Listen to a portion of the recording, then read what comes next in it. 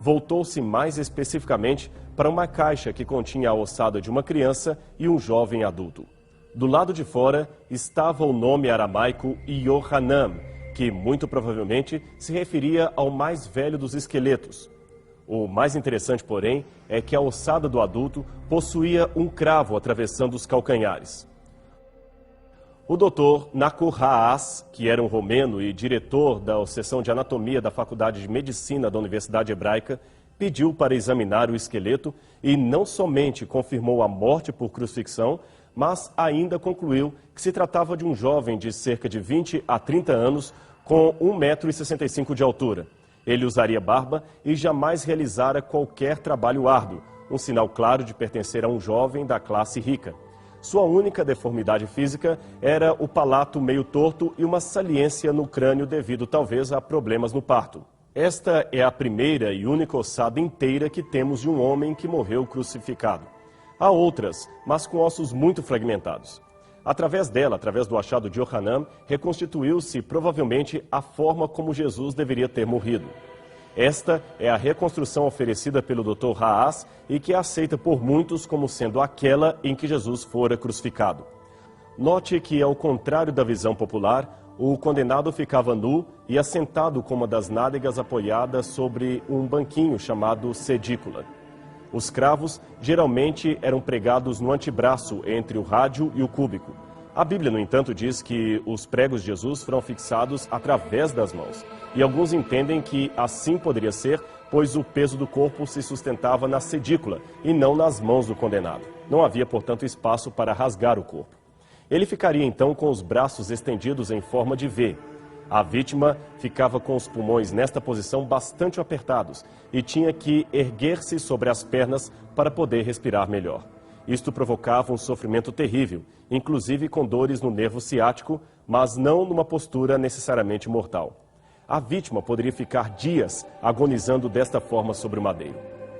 Por isto, de acordo com Marcos, capítulo 15, verso 44, Pilatos admirou-se de que Jesus houvesse morrido tão rapidamente num prazo de poucas horas.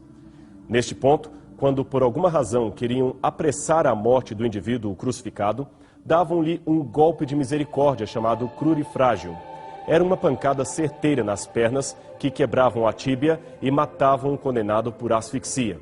Foi exatamente isto que os soldados fizeram com os ladrões, conforme o Evangelho de João, capítulo 19, versos 32 e 33. Como Jesus já estava morto, não foi necessário quebrar-lhe as pernas. Segundo a história, milhares de pessoas já foram crucificadas no passado. Heródoto diz que Dario crucificou de uma só vez 3.000 babilônios. Tito Livio fala de 25 escravos crucificados por conspirarem contra Roma. Osório testemunhou a crucifixão e condenação de 450 homens na Primeira Guerra dos Escravos na Sicília. Após a morte de Espartacus, 6.000 escravos foram crucificados de uma só vez ao longo da Via Ápia. Adriano também crucificou mais de 2.000 judeus e ainda usou seus corpos como tochas noturnas para iluminar as estradas da Judéia. O que então teria feito a morte de Cristo diferente das dos outros crucificados? A resposta está em Hebreus, capítulo 2, verso 9, que diz que Cristo provou a morte por toda a humanidade. Seu sacrifício não foi apenas um martírio, foi uma morte redentora. Ele morreu para nos dar a vida e a vida eterna. Folheie hoje mesmo a Bíblia e procure descobrir o significado especial da morte de Cristo, o significado especial da sua cruz. A sua vida certamente não será mais a mesma depois desta fantástica descoberta. Você encontrará o grande e reconfortante amor de Deus. E provavelmente poderá dizer, como no poema de Fanny Crosby, leva-me, Senhor, para mais perto da tua cruz.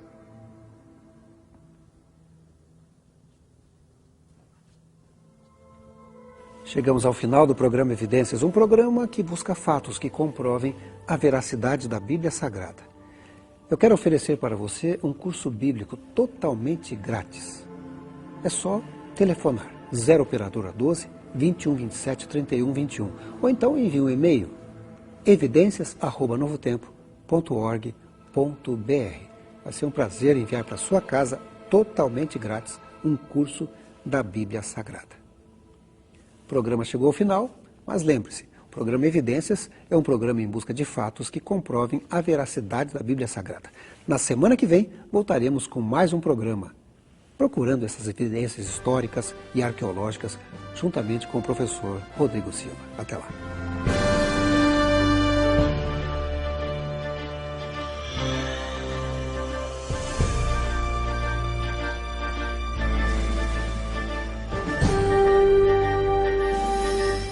Este programa tem o apoio cultural do NASP, Centro Universitário Adventista de São Paulo, em parceria com a TV Novo Tempo.